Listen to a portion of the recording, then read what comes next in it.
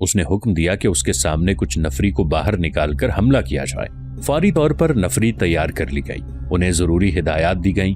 Yazdegerd نے ان کا حوصلہ مضبوط کرنے کے لیے ان کے جذبات کو بڑی جوشیلی تقریر سے ابھارا۔ شہر کی ایک طرف کی دیوار میں 2 دروازے تھے۔ بیک وقت دونوں دروازے کھلے اور ان میں سے گھوڑا سوار تلواریں اور برچیاں تانے اس طرح نکلے جیسے سیلابی دریا کا بند ٹوٹ جاتا ہے۔ مسلمانوں کو اس حملے کی توقع نہیں تھی۔ ان گھڑ سواروں کا رخ اس طرف تھا جہاں 2 منجنیقیں قریب قریب لگی ہوئی تھیں۔ مسلمان چونکہ محاصرہ کیے ہوئے تھے اس لیے گھڑ سوار تیار نہیں تھے۔ ان کے گھوڑے الگ کھڑے تھے جن پر زینے نہیں تھی۔ پیادے ہر طرح تیار تھے۔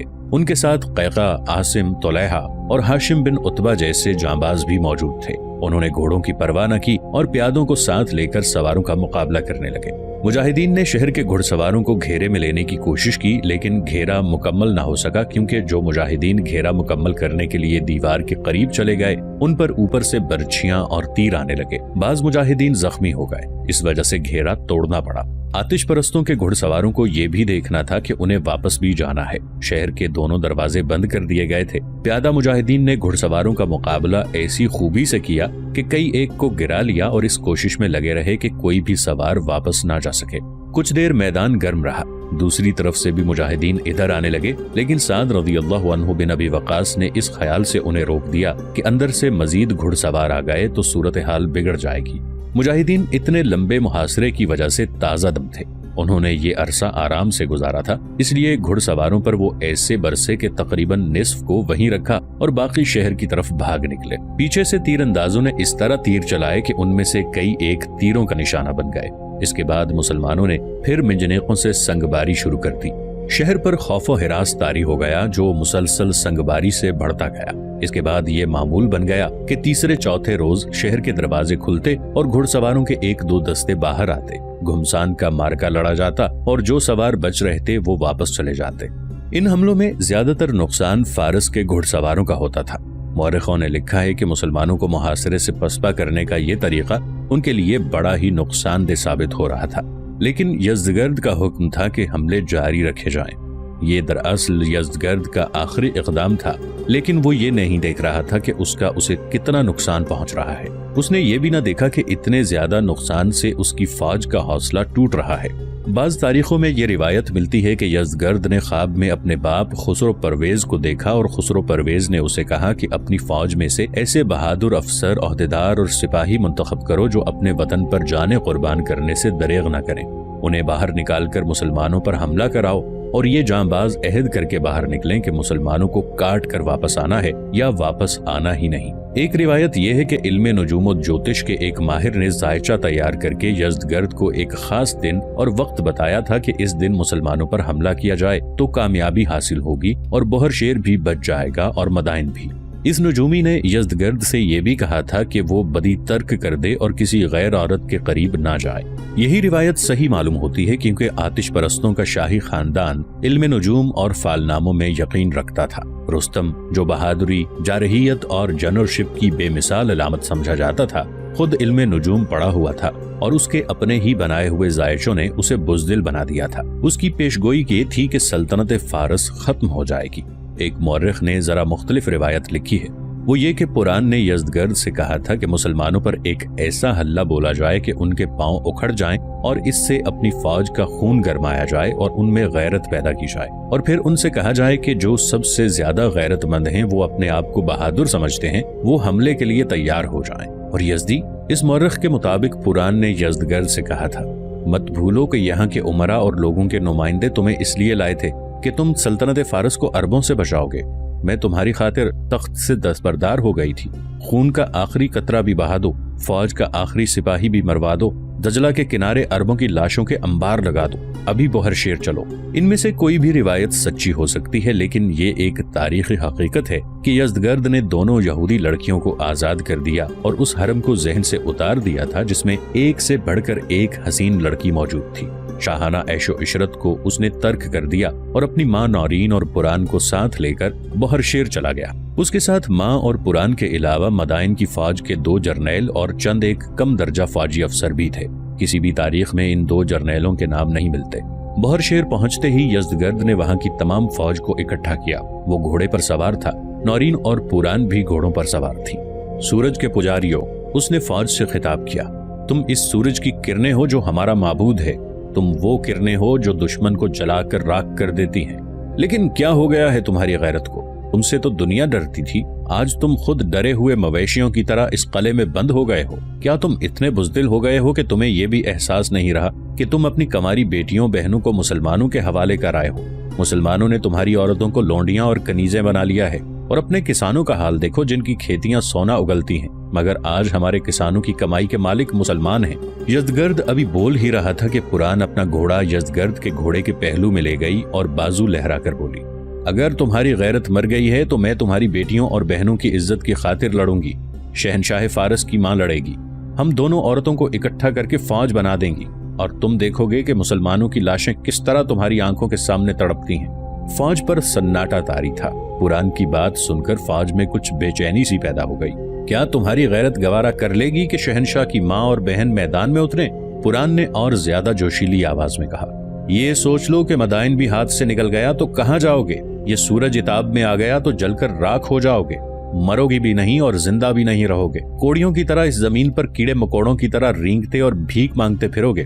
تم جانتے ہو کہ کوڑیوں کو کوئی بھیک بھی نہیں دیتا۔ پران نے ابھی اپنی جوشیلی تقریر ختم نہیں کی تھی کہ یزدگرد کی ماں نورین اپنا گھوڑا آگے لے آئی۔ میں اپنے اس اکلوتے بیٹے کو عظیم سلطنت فارس کی آن پر قربان کر رہی ہوں، نورین نے بڑے ہی جوشیلے لہجے میں کہا۔ تم عورتوں کی طرح بناؤ سنگھار کر کے گھروں میں بیٹھ جاؤ، میں اور پران عورتوں کی فوج بنا کر لڑیں گی، اور تم شہر کی دیوار پر کھڑے ہو کر دیکھنا۔ نہیں، اچانک فوج میں سے ایک آواز بلند ہوئی، نہیں، ہم اتنے بغیرت نہیں ہوئے، لڑنا ہمارا کام ہے، جو ہو گیا سو ہو گیا۔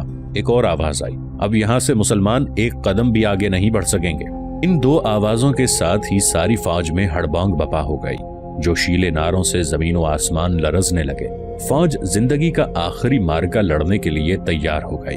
نعروں جیسا یہ شور و غل بہت ہی بلند تھا، اتنا بلند کہ گھوڑے بھی ہنہنانے لگے۔ اس وقت سعد رضی اللہ عنہ بن ابی وقاص اپنے 2-3 سالاروں کے ساتھ شہر کی دیوار سے کچھ دور دور گھوڑوں پر سوار آہستہ آہستہ چلے جا رہے تھے۔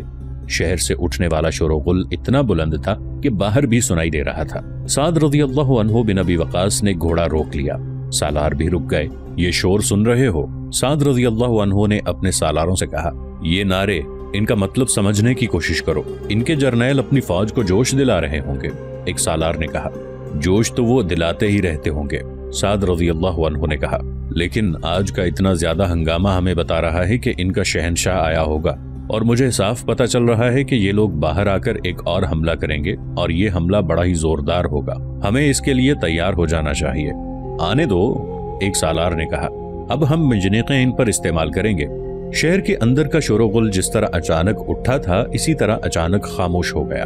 اب یزدگرد بول رہا تھا، مسلمانوں کو یہیں پر ختم کرنے کا طریقہ ایک ہی ہے۔ یزدگرد کہہ رہا تھا، طریقہ یہ ہے کہ باہر نکل کر ان پر اس قدر سخت حملہ کیا جائے جو ابھی تک نہیں کیا گیا۔ اس حملے کے لیے ہمیں جانبازوں کی ضرورت ہے جنہیں اپنی جان کی پرواہ نہ ہو اور جن کے دلوں میں سلطنت فارس کی محبت ہو۔ میں کسی کو حکم نہیں دوں گا، مجھے رضاکار جانبازوں کی ضرورت ہے، اور مجھے زیادہ سے زیادہ افسروں کی ضرورت ہے۔ جو افسر اور سپاہی حملے میں شامل ہونا چاہتے ہیں وہ آگے آ جائیں۔ فوج میں اس قدر جوش و خروش پیدا ہو چکا تھا کہ ساری فوج آگے آ گئی۔ اس فوج میں وہ فوجی بھی شامل تھے جو دیوار کے اوپر موجود رہتے تھے، انہیں بھی یزدگرد کے حکم سے نیچے بلا لیا گیا تھا۔ مورخوں نے لکھا ہے کہ ساری کی ساری فوج سے حملہ نہیں کروانا تھا، طے یہ پایا تھا کہ اب کی بار جانبازوں سے حملہ کروایا جائے۔ جرنیلوں سے کہا گیا کہ وہ وطن کی آن پر مر مٹنے والے معمولی سے قسم کے افسروں اور سپاہیوں کو منتخب کریں۔ چنانچہ ایک فوج تیار کر لی گئی جس میں سے کمانڈر شامل کیے گئے جو شجاعت اور جنگی مہارت میں شہرت یافتہ تھے۔ چونکہ رات ہو چکی تھی اس لیے حملہ اگلی صبح کو کرنا تھا۔ اگلی صبح سورج ابھی نکلا ہی تھا کہ شہر کے تمام دروازے بیک وقت کھلے اور اندر سے گھڑ سوار فوج اور پیادے بھی رکے ہوئے سیلاب کی طرح نکلنے لگے۔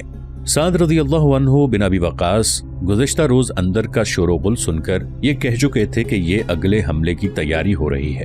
انہوں نے اپنے سالاروں سے مشورہ کیا تھا اور انہوں نے مشورہ بھی دیا تھا کہ منجنیقوں کو حملہ آوروں پر استعمال کیا جائے گا۔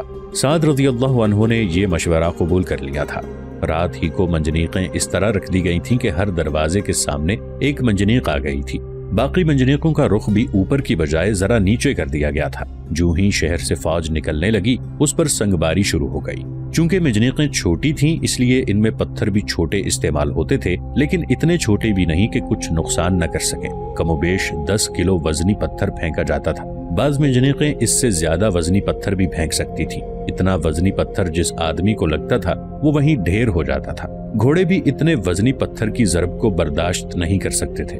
मंजनीक से निकला हुआ पत्थर तोप से निकले हुए गोले की तरह जाता था। जब फौज पर पत्थर बरसने लगे तो पत्थरों से गिरने वाले सवारों ने दरवाजे का रास्ता बंद कर दिया। बाज घोड़े भी गिर पड़ते थे और बाज बिदक कर पीछे को दौड़ते थे।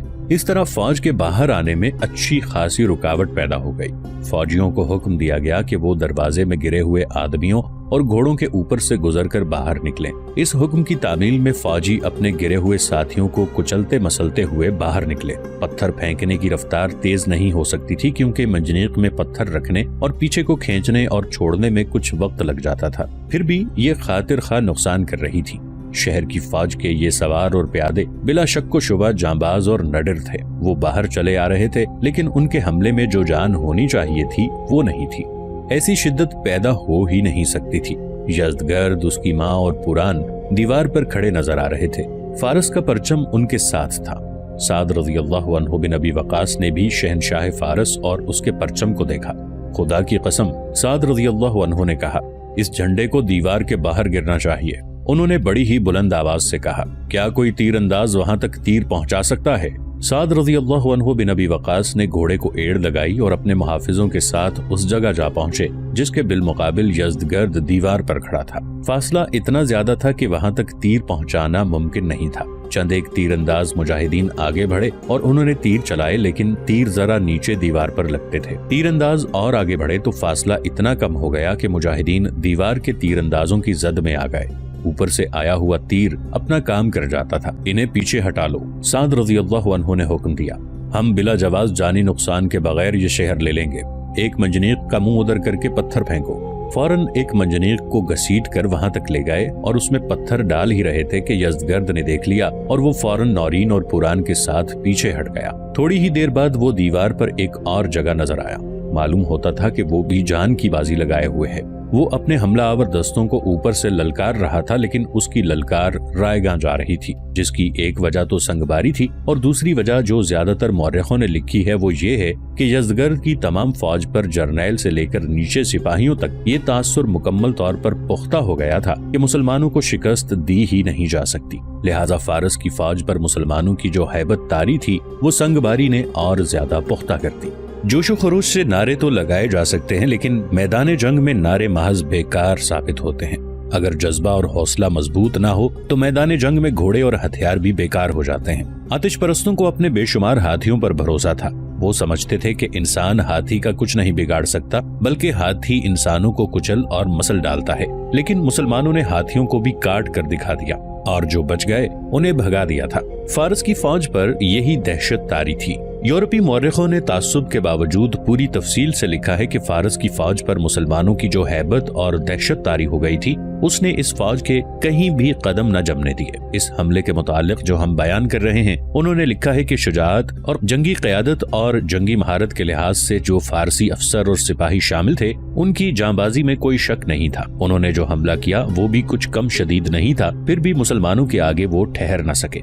जब दोनों फौजें मार्के में उलझ गईं तो संगबारी रोक दी गई। ऐसी सूरत हाल पैदा हुई जिसमें मुसलमानों पर फारसियों का दबाव अच्छा खासा बढ़ गया था, लेकिन मुसलमानों में लड़ने का जो जज्बा था वो इतना शदीद था कि मुसलमान सूरत हाल पर गालिब आ जाते थे। और जब 2-3 मरतबा मुसलमानों ने फारसियों के दबाव को बर्दाश्त करके अपना दबाव डाला तो फारसियों का हौसला टूटने लगा। दोनों तरफ की फौजों में एक फर्क था, वो ये कि फारसी जोश और जज्बे से लड़ रहे थे, इसके मुकाबले में मुसलमानों के सालार अक्ल से काम ले रहे थे। एक जगह मुसलमान इस तरह पीछे हटते गए जैसे पसपा हो रहे हों। फारसी उन पर दबाव डालते आगे ही आगे बढ़ते रहे। उन्हें उस वक्त होश आया जब वो मुजाहिदीन के नरगे में आ चुके थे। उस वक्त उन्हें पता चला कि ये मुसलमानों की एक चाल थी और मुजाहिदीन ने उन्हें इस तरह घेरे में लेना था। अब फारसी अपनी जानें बचाने के लिए लड़ने लगे, लेकिन जिस फंदे में वो आ गए थे इससे बच निकलना उनके लिए मुमकिन न था। दूसरे फारसियों ने जब ये हाल देखा तो वो मोहतात हो गए और पीछे देखने लगे कि क्या उनकी पसपाई का रास्ता साफ है या नहीं। दीवार पर यज़दगर्द खड़ा देख रहा था। पहले तो वो अपने हमला आवरों को ललकार रहा था, लेकिन मैदान जंग की नई सूरत हाल देखकर उसकी जबान बंद हो गई। उसने अपनी माँ और फिर पुरान की तरफ देखा।